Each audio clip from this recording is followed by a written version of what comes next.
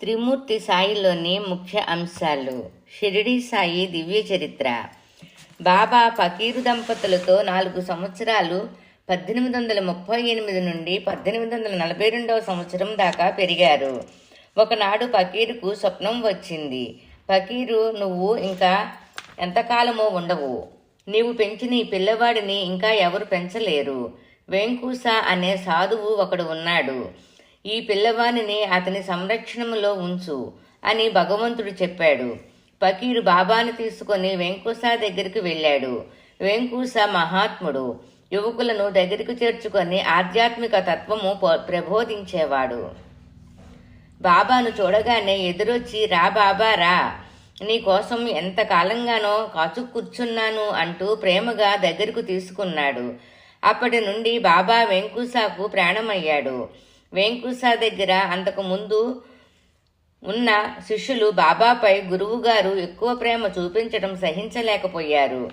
ఏ విధంగానైనా బాబాను ఆశ్రమం నుండి పంపించి వేయాలని పథకాలు వేసేవారు. ఒకనాడు వెంకూస బాబాను వెంట పెట్టుకొని అడవికి బయలుదేరాడు. దారిలో కాపు కాసి బాబాను అంతం చెయ్యాలని ఒక విద్యార్థి బలంగా పెద్ద ఇటుకను బాబా మీదకు విసిరాడు. అది బాబాకు తగిలేలోపు వెంకూస అడ్డంగా వచ్చేశాడు. బాబాకు తగలవలసిన దెబ్బ వెంకూసకు తగిలింది. తక్షణమే బొటబొట రక్తం కారింది. అప్పుడు బాబా తాను కట్టుకున్న బట్ట చింపి ఆయన తలకు కట్టుకట్టాడు. అంతలోకి ఇటుక విసిరిన పిల్లవాడి శవం మోసుకొని తక్కిన విద్యార్థులు గొల్లుమంటూ వీరి దగ్గరకు వచ్చారు. గురువుగారండి, మమ్మల్ని మా పాతకానికి క్షమించండి. మీ మీద చేసిన రాక్షసత్వానికి తగిన శాస్త్రి జరిగింది. రాయి విసిరి బాబాను చంపబోయిన వీడే చచ్చాడు. వీడిని ఎలాగైనా బ్రతికించండి అని వేడుకున్నారు. వెంకూస, నాయనలారా, నేను వృద్ధుడునయ్యాను. నా సర్వస్వం ఈ పిల్లవాడే. నిర్మలమైన ప్రేమ కలవాడే. మనలను రక్షించగలడు అని ఇతరులు రక్షించలేరు అన్నాడు. తోటి పిల్లలు బాబా పాదాలపై పడ్డారు. బాబా పక్కుమని నవ్వాడు. విధి విపరీతానికి చంపేదెవరు, చచ్చేదెవరు?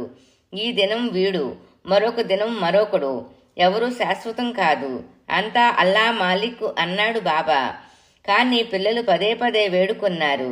బాబా శవాన్ని తన ఒడిలో పెట్టుకొని తల నిమురుతూ, సాయినాథుడికి శరణకండి, మీ అభిష్టము నెరవేరుస్తాను అన్నాడు. సాయినాథుడికి జై జై అని మనస్ఫూర్తిగా పిల్లలు తమ హృదయాలను అర్పించుకున్నారు. తక్షణమే చనిపోయినవాడు లేచి కూర్చున్నాడు. ఓం షిరిడీశ్వరాయ నమః.